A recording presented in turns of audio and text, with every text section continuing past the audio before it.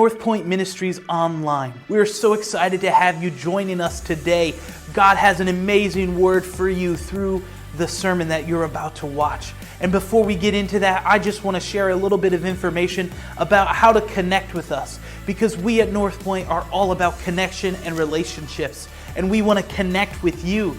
And some of the ways you can do that is through our website, northpointmidland.org. It has all of our previous sermons, it has events, it has information about us, theological beliefs. Any questions you have about us can be answered on our website. Also, we have a Facebook page and we also have an Instagram page, and on both of those, you will find information about upcoming events, and we want to connect with you. You can message us, you can visit us in person. We have services 10:45 a.m. every Sunday and 7 on Wednesdays. With all of that out of the way, I hope you enjoyed today's sermon.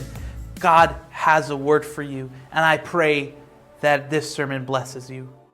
Just as Autumn was just saying how they've been teaching about love in our kids' class, I've been teaching about that in our youth as well. February, it's kind of the month of love, so to speak, with Valentine's Day and everything. And I do youth on the first and the third Sundays, and we first talked about how to show our love to people, to others. And then we talked about, on the third Sunday, showing love to God, how we love God better. And today I'm going to elaborate on that sermon I taught them.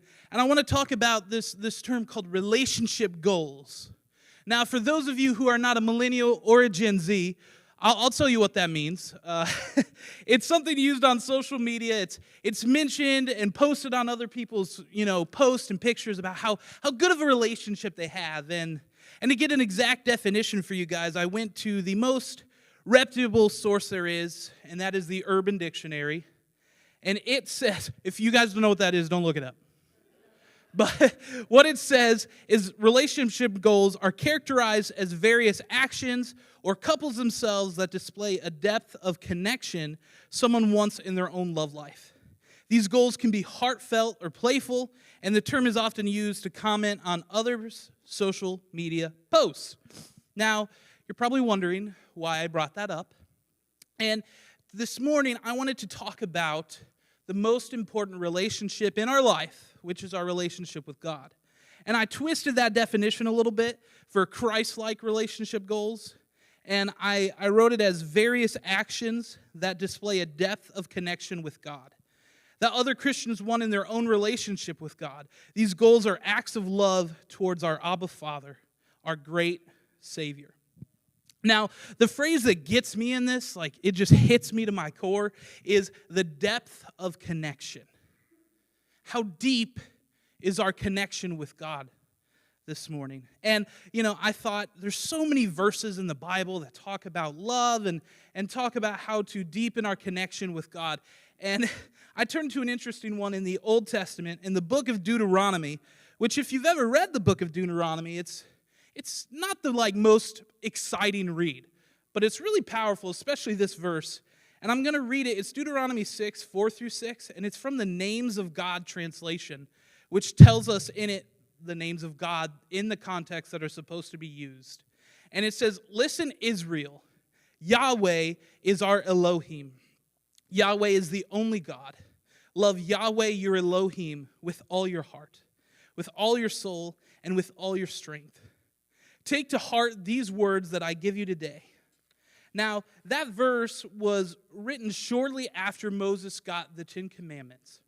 And I want to break down these two names a little bit because I think there's some important stuff when we just look at these names. Firstly, with Yahweh.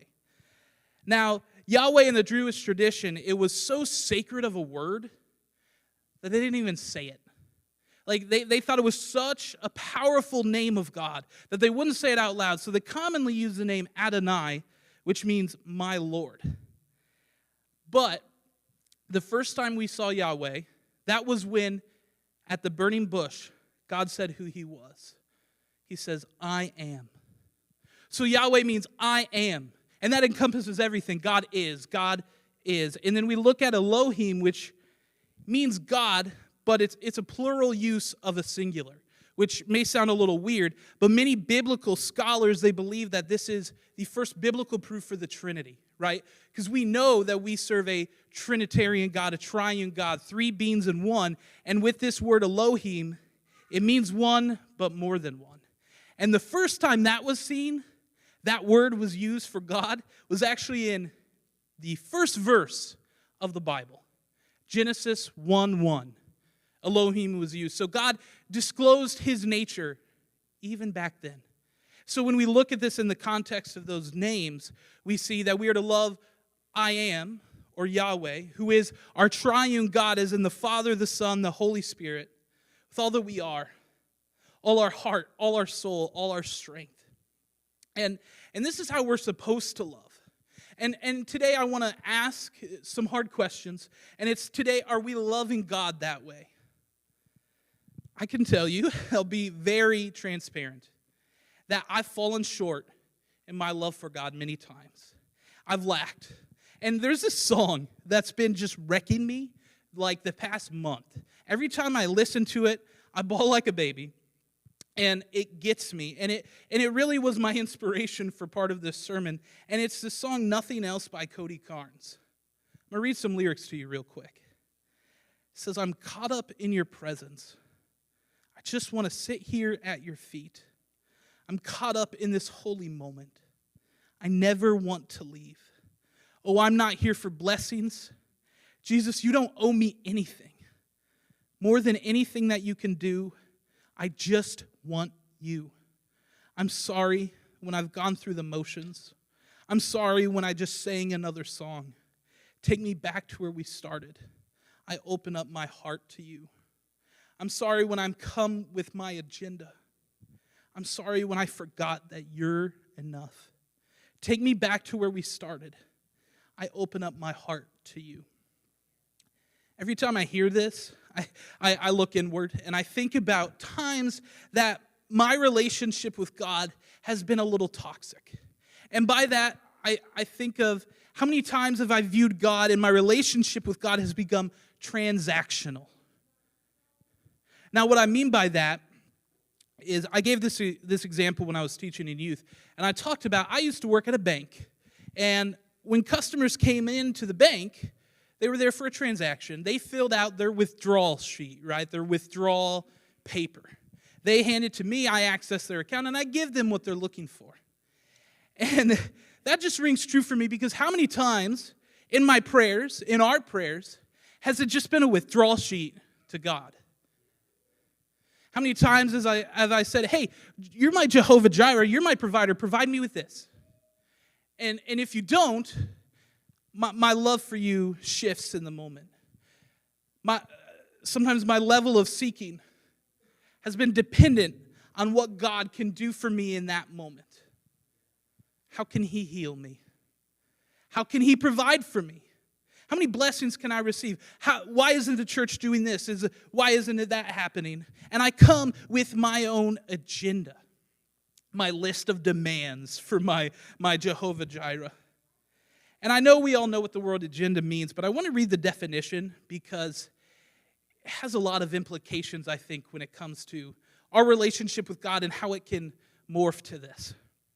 So the definition of agenda, it's a list of items to be discussed at a formal meeting. A formal meeting. How many times has our relationship with God become formal meetings? And I think a lot of us have been there. You know, our times with God, they get scheduled. You know, we have a formal meeting on Sunday morning. We have a formal meeting maybe on Wednesday night. Hey, if we're even extra good, we come to the formal meeting on Thursday night. Or if we're even extra good, we have little formal meetings every night before bed. Right? And we come up with our agendas for these meetings, our list of things that need to be discussed, our list of needs, our list of wants. And I just have to ask this really hard question, and I ask it to myself. I've been asking it to myself a lot. Why and when did my relationship become solely demanding provision from my provider?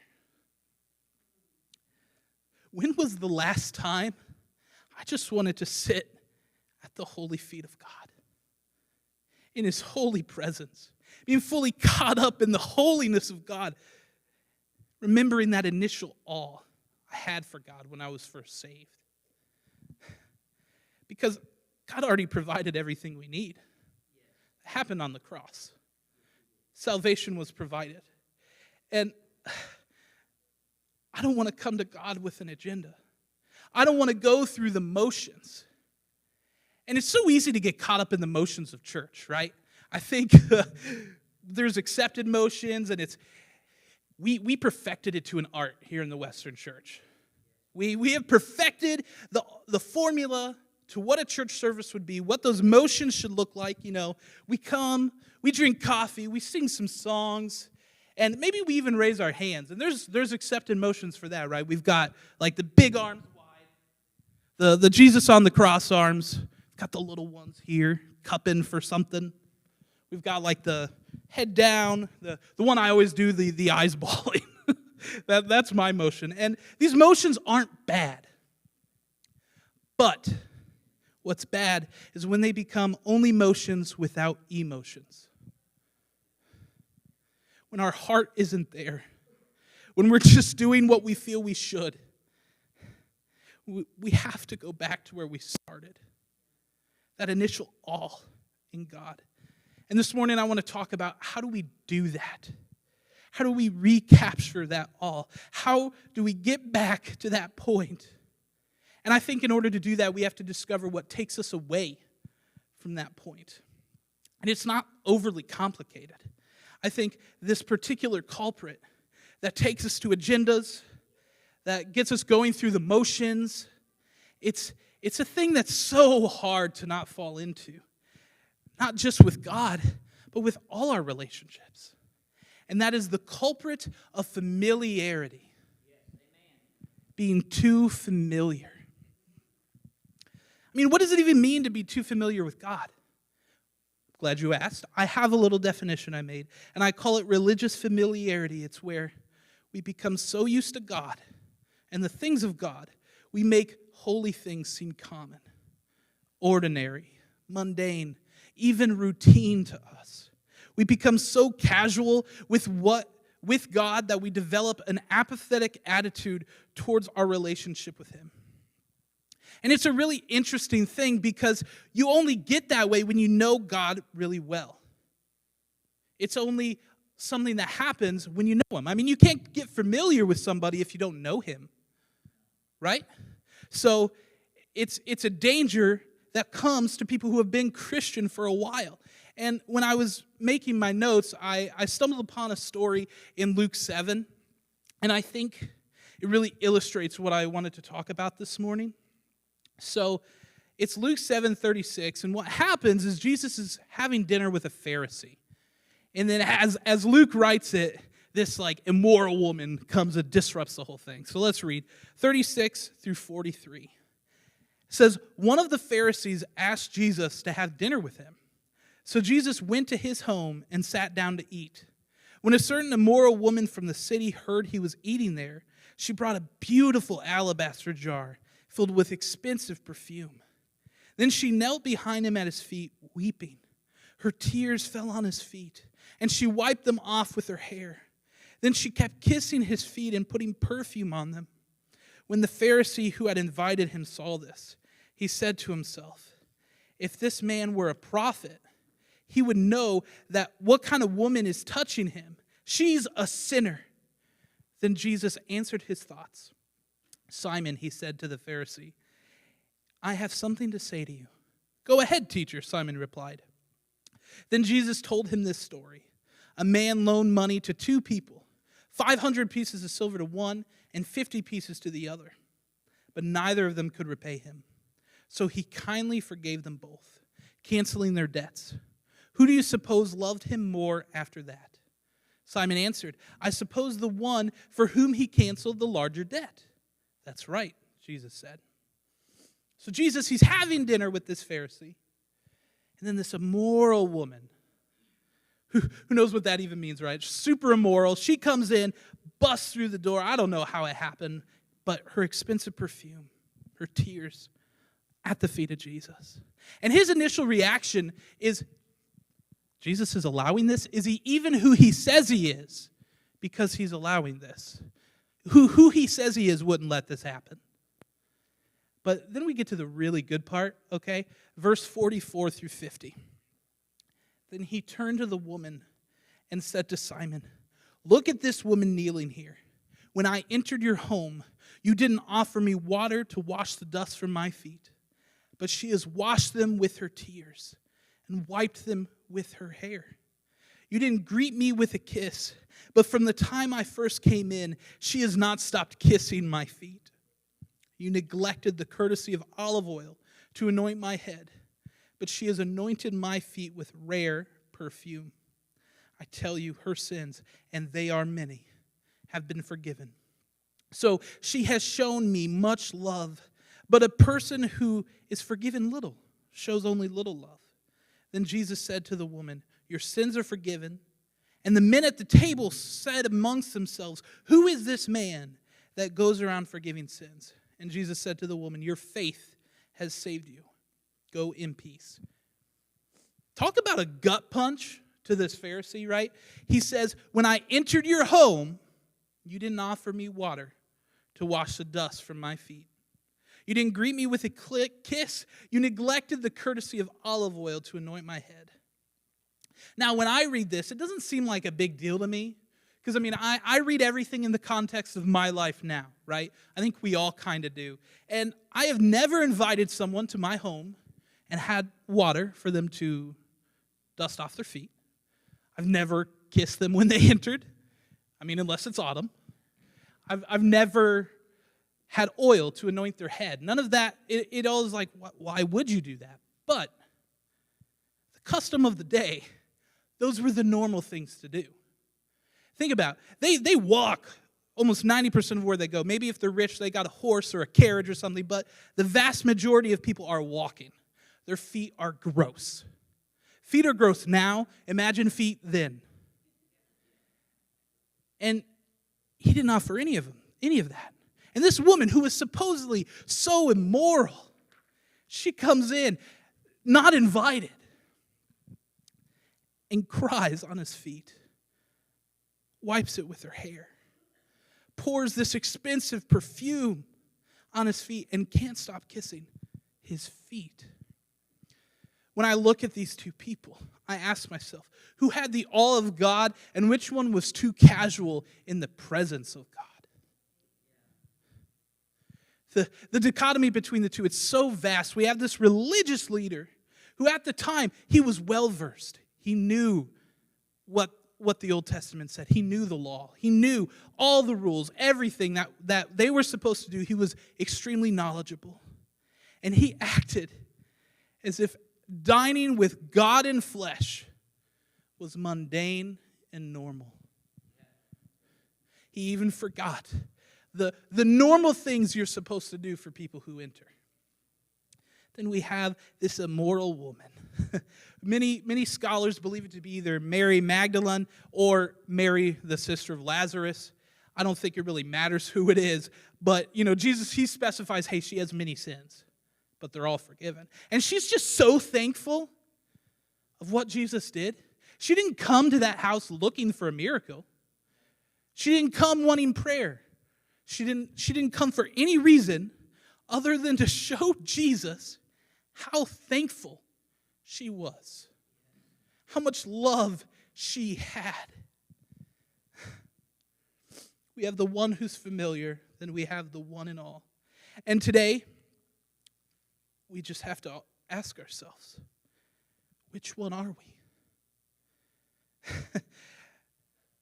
Today, are we able to contain our love and thankfulness for God? Have we gotten to the point where we're so familiar with the move of God that we find ourselves in a spiritual rut and we've forgotten about our thankfulness and our love? I got to tell you, if you've gotten too familiar and this has become routine, you're not alone. It's so easy to take God for granted. I've been there so much. And, at the start when we first get saved, It's so exciting. We're just always seeking out the presence of the Lord. But maybe now we take it a little for granted. In the beginning, we're so awed by God. But maybe today, we don't stand as amazed. Maybe his visits, and I can tell you when we're here in this church, we are visiting God. Maybe those visits become more ordinary, more routine, more commonplace. The songs we sing, they become habit. The Bible we read maybe becomes dry and a little old. The testimonies we hear, we've heard them before, so they don't impact us anymore. This woman, on the other hand, maintained a quiet reverence, a godly sense of awe, a majestic sense of wonder before the holy, because she was before the holy. She was at Jesus' feet, who we're at the feet of now. When she arrived, she noticed the Pharisee neglected to minister to Jesus. No one was ministering to Jesus, and all she wanted to do in that moment was minister to Jesus. Now, I think that holds a lot of weight, and I think that's something that we need to be seeking today. I think if we want to experience God in a new way, we have to make Jesus the focus of the moment, the focus of the service, the focus of our lives. Not inviting him here for prayer, for miracles, but because we want to minister to him. How much deeper, more profound would our love be if we just invite him to sit at his feet? So we turn back to Deuteronomy 6:5. This time I'll read it out of the NLT. It says, "And you must love the Lord your God with all your heart, all your soul, and all your strength." So we know here our love is to be reflected in those areas.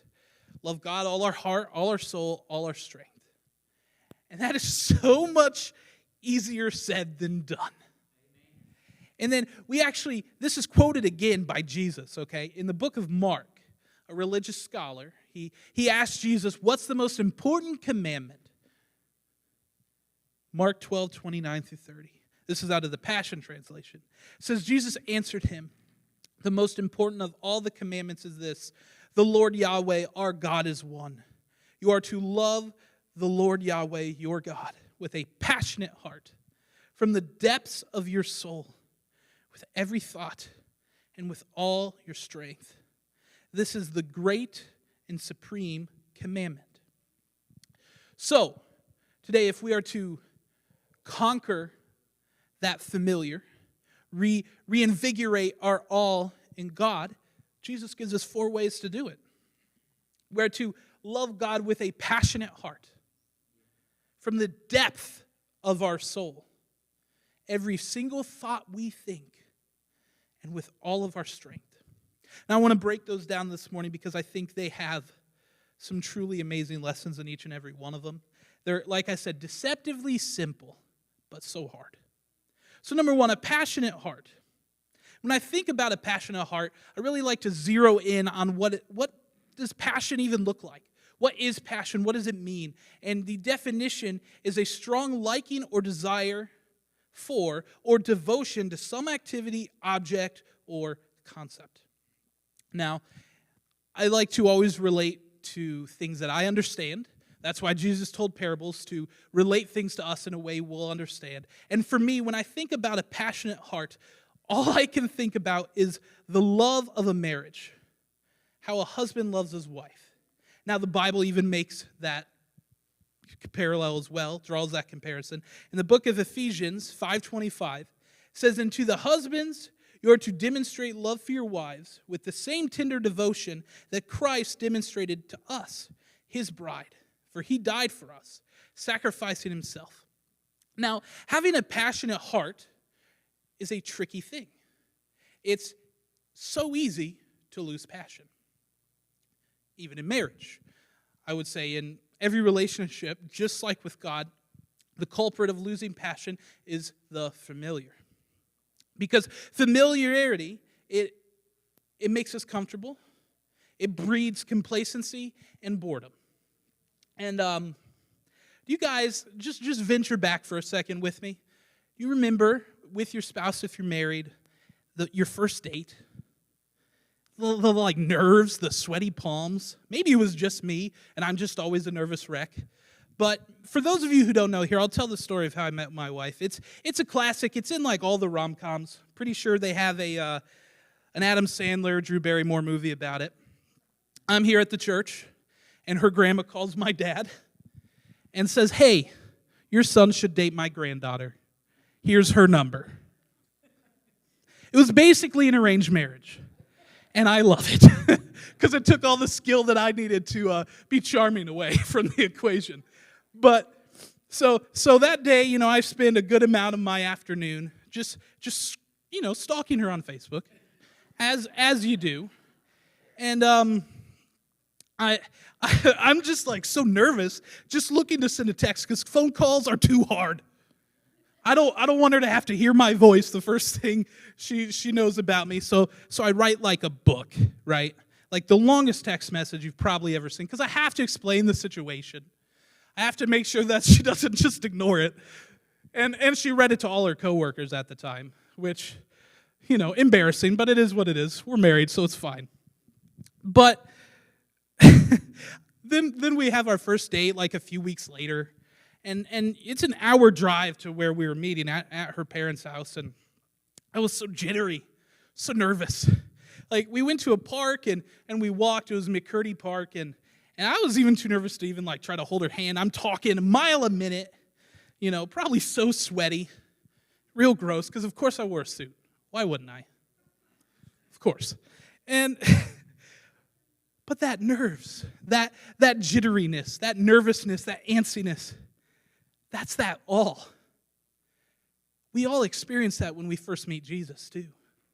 I think in a different way, but we experience that awe, that nervousness when you go to church after freshly being saved, and it's like, do I do this? How do I do it? I'm just so excited. And in order to keep the passion, because, somewhere down the line, especially in dating, right, you lose those nerves and you get really comfortable with that person.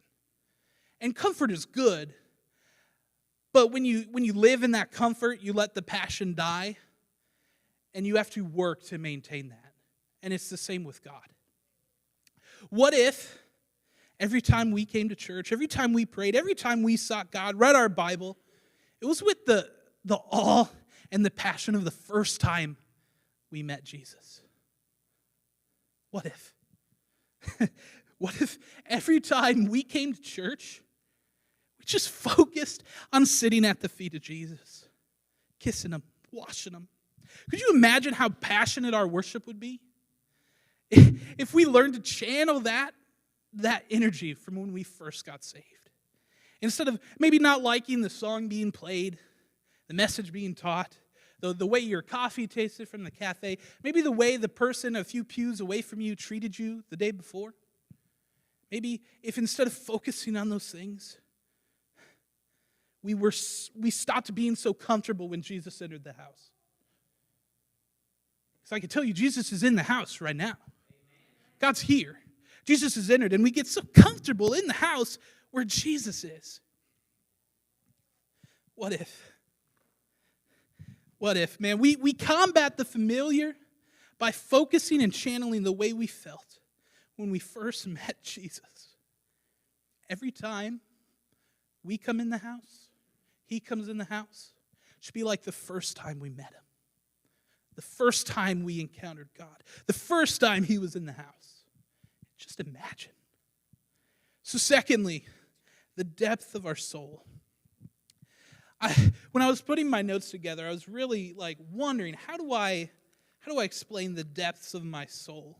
Because it's the innermost being. And when I thought about it, the depths, I think of soul ties, and it's different than my marriage. I think of my family. I think everybody has a different soul tie that it's from the very depths of you, that it's just no matter what, you just love them, right? For me, it's my family. And Jesus actually talked about that In the book of Matthew 10:37 through 39, says, if you love your father or mother more than you love me, you're not worthy of being mine. Or if you love your son or daughter more than me, you are not worthy of being mine. If you refuse to take up your cross and follow me, you are not worthy of being mine. If you cling to your life, you will lose it. But if you give up your life for me, you will find it. That is so powerful. It's like, imagine the way you love your parents. And I know everybody doesn't have that relationship, but if you've been around me long enough, and my dad and my parents, you know we're a very close family. Like, I love my dad. I love my mom.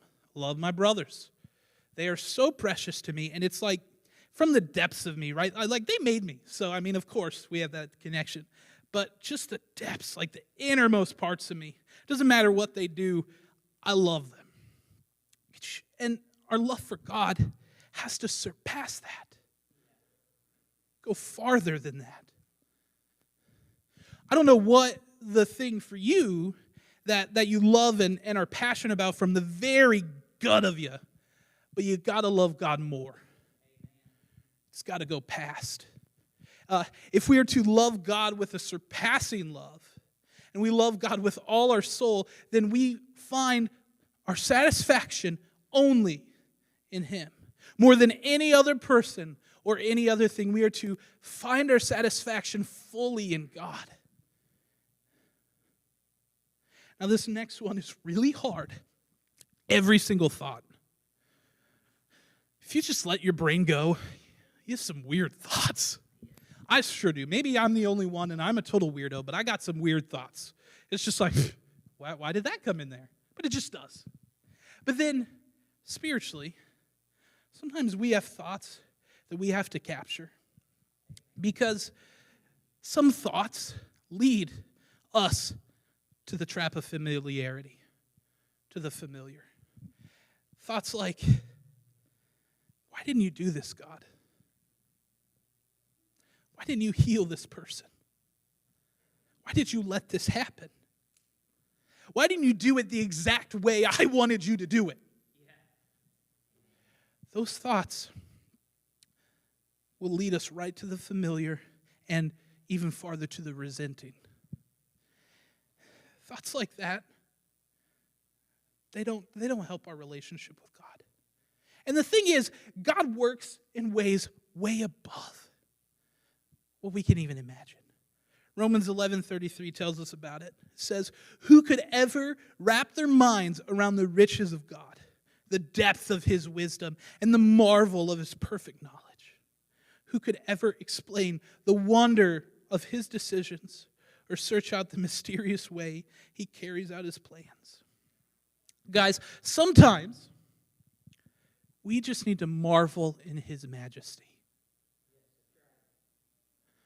Sometimes we just gotta wonder at God. Posture our thoughts that instead of questioning God and why He didn't do it exactly the way you wanted Him to do it, maybe align your will to His. Because His is perfect. Ours isn't. And that's really hard to comprehend sometimes. And it's really hard to capture your thoughts and control those because they just happen. Philippians 4:8, it tells us what we should be thinking on. Keep your thoughts continually fixed on all that is authentic and real, honorable and admirable, beautiful and respectful, pure and holy, merciful and kind. And fasten your thoughts on every glorious work of God, praising Him always. I can tell you when I'm thinking, God, why didn't you do this? I'm not praising Him. That is not helping my relationship with God. And I've thought that way too many times. God, why isn't this happening the timing that I want, the way I want? Why? Only He knows why. And listen, we can effectively recapture the awe and wonder of God and love Him better when we are continually fixing our every thought on how glorious God is, praising Him always. Seeking and thinking solely on Him, the admirable, the beautiful, the respectful. God is all of those things. Now, lastly, with all our strength. James 1:12. If your faith remains strong, even while surrounded by life's difficulties, you will continue to experience the untold blessings of God. True happiness comes as you pass the test with faith and receive the victorious crown of life promised to every lover of God. One of the greatest examples of love is commitment and perseverance. That's true in a marriage, and that's true of our relationship with God. Hard times, they will most definitely come. And if we want to love God with all our strength, recapture that all, we must maintain faith and keep our commitment to God in the hardest of times. Because when we do that, it deepens us. It grows us.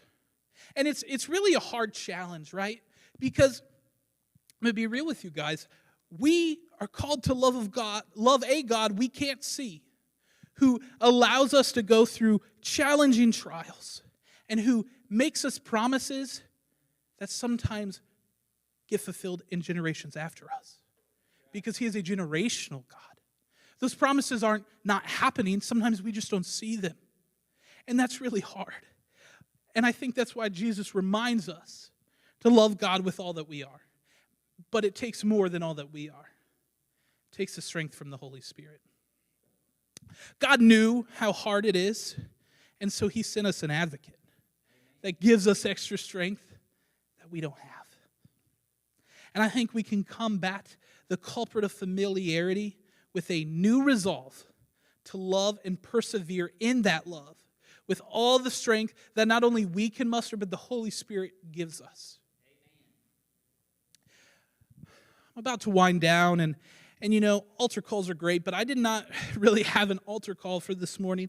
It's really a call to seek God more, a call to throw away an agenda. I don't know what agenda you have. Your agenda is probably different than mine. We all have different things that we want from a service, things we want from an encounter with God, but quit it. This morning, I want us to quit the motions. I want us to love God more than ever before, because right now we can't afford to stay familiar with God. We can't afford to keep him routine, mundane. And we need fresh. We need new. And it's not God that has to change. It's us. We must seek him. We must love him more than ever before, with a passionate heart, the deepest depth of your soul, every single thought, all of your strength. I have one more verse real quick, Mark 2:22. And no one puts new wine into old wineskins, for the wine would burst the wineskins, and the wine and the skins would both be lost. New wine calls for new wineskins.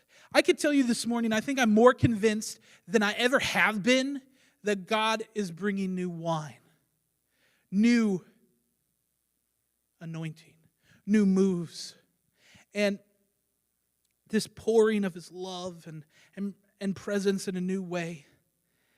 And too many of us, I'm not specifically singling out anyone in here, but I have Facebook, so I see plenty of other opinions too. And too many of us have fallen into the trap of wanting to put this new outpouring into our old agendas, our old motions, how we think this should look.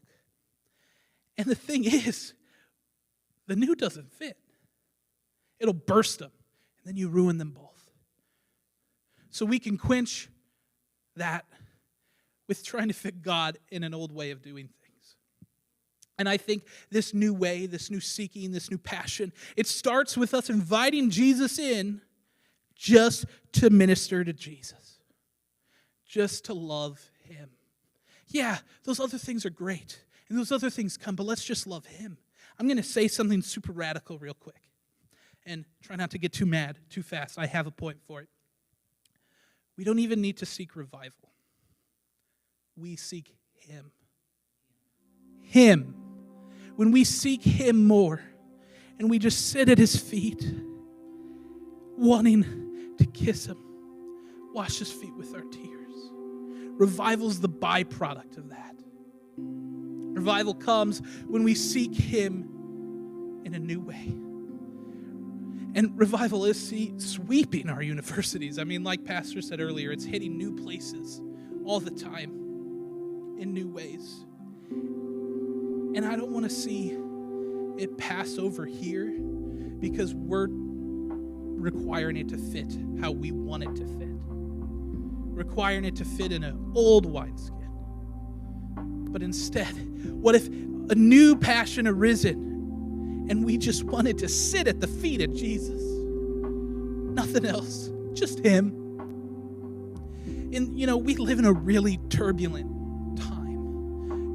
We're strapped with an epidemic of loneliness, unprecedented anxiety we're weighed down with, deep depression, lack of identity, and all of us right now are more unplugged from each other and plugged into digital things than ever before. And what we need is to just all of us corporately adore God. Adore him. Sit at his feet. That's why this morning, instead of an altar call, I'm going to call the worship team to come back up. And instead of making a line, praying, I just want us to sit at the feet of Jesus. Thank you for joining us today. I hope that God ministered to you through today's word. I hope that God blessed you and that you found some good lessons to learn and implement into your life. We are on Facebook, Instagram, TikTok. We are on YouTube. These social medias, we want to connect with you. We want to keep up with you. And more importantly, we'd love to see you in person. Our services are every Sunday at 10:45 a.m. and every Wednesday at 7 p.m. I hope you have a blessed week, and I hope that you live out God's love everywhere you go and you are a shining light every dark place you encounter. Have a blessed week, and we'll see you soon.